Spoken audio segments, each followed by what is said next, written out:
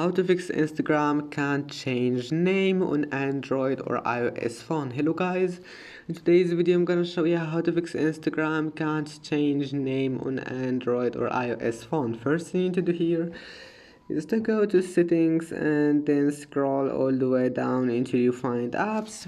And now click apps again. Type here Instagram, click on it, click force stop, go to storage, and here we'll find clear cache.